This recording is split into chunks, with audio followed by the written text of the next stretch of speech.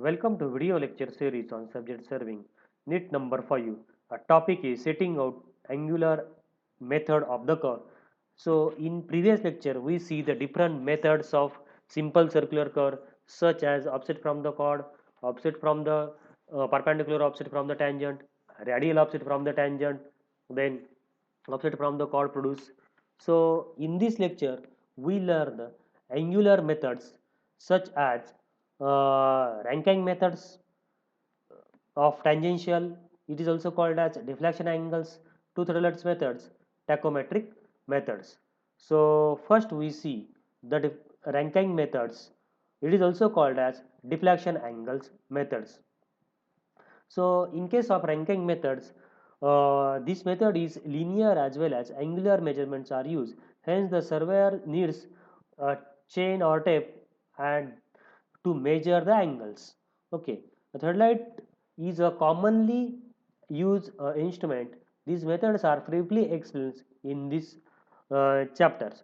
Deflection angles at any points on the curve is the angle between the tangent at points of the curve and the line joining the that points, that is a delta, or this is called as del. The referring figures, so figure delta 1 is a deflection angle. So if you see the in these figures, delta 1 is the deflection, so this is the deflection angles we call as, and this is the del. Okay, so this is a del 1, this is a del 2, so this is the del del. So first case, del is equal to delta 1. So here this is small del. So a deflection angle, so what is meant by deflection angles? Deflection angles is the angles at any point on the curve and the point tangent at the curve. So the line joining the point on the curve. Thus, referring the figures, so deflection angles at A and delta 1 plus delta 2 is the deflection angles at B. So at a point, delta 1 plus delta 2 is the deflection angles. At a position, it is the del 1. In this method, points on the curve is located by a deflection angles and the chord length. So formula for the calculating the deflection angles of various chord can be derived as given below. Let A B C be the points on the curve. The chord point on the curve, the chord length T1A. So T1A, can see here T1A. So this is T1A. So this is T point. This is the A point. So the chord length, this is T1A. Then A to B. This is A to B. Then this is the B to C. B the C1. The distance is C1. This is C2 and C3 and delta 1. So this is delta 1, delta 2 and delta 3. Be the tangents angles which of the successive chord. So make with the respect to tangents delta 1, delta 2 and delta 3 be the deflection angles. Okay. Then angles VA1A. So these angles, this is V point, V, this is A, okay, V A1.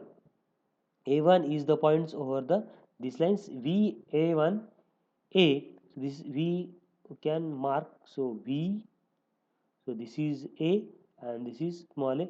This is equal to angle A1 T1A, angle A1 T1 and A. So this angles A, okay. Then plus angles A1 A T1 is equal to delta 1 plus delta 1, that is the 2 delta 1. From the property of the circles, angle T1 OA is equal to angle VA A1A is equal to 2 delta 1. So similarly for the you can see, similarly for the chord length, C1 is equal to R, as we know that chord length is equal to R into 2 delta 1, that is delta 1 is the radius, and radian. So r into 2 delta 1 into pi by 180, it is come into degree. So just we have to put the rearranging the term. Delta 1 is equal to c1 upon 2r into 180 divided by pi, and the c1 divided by 2r into 180 into pi into 60 minutes. So we have to get the value. So delta 1 is equal to 1718.87 c1 divided by r, it is in minutes.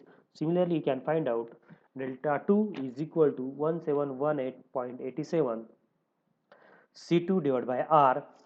Okay, so in this way you can find out the deflection angles. So the deflection angles of any angle chord is equal to the deflection angle for the previous chord plus the tangential angle of the chord. Okay, so you remember the formula, that is delta is equal to 1718.87 into c divided by r, where c is the length of the chord and r is the radius. Okay, so you remember only this equation. Okay, so this is 1718 point r 1718.87 into c1 divided by r. Okay, then so this is the uh, deflection angle or Rankine methods of deflection angles. Okay, then transition curve.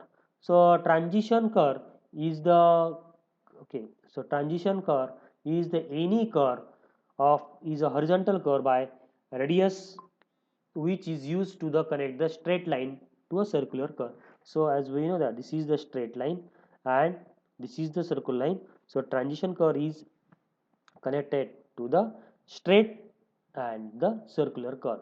Generally, the transition curve is provided at both the ends of the circular curve. Sometimes it is provided at the compound curve. So this is helpful for transportation of the engineer, then highway engineering and in survey. Okay, then the types of the transition curve is spiral, another is cubic parabola, and another is the limniscate. Okay, so the spiral curve, so this is the spiral curve, then this is the uh, Bernoulli's limniscate curve, so this is Bernoulli's limniscate curve. Okay, and this is the cubic parabola, so this is the cubic parabola. So you have to just know what are the different types of the curve. Okay, so what is the necessity of the that curve?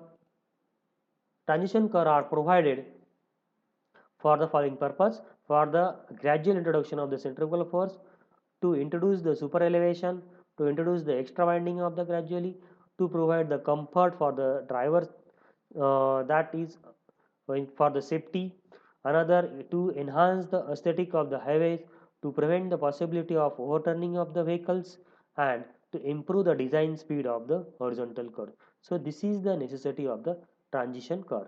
So transition curve is introduced between the straight and the circular curve, and the types is spiral, cubic parabola, and limniscate. So these are the different types of the curve. Okay, thank you for the watching the video. Thank you.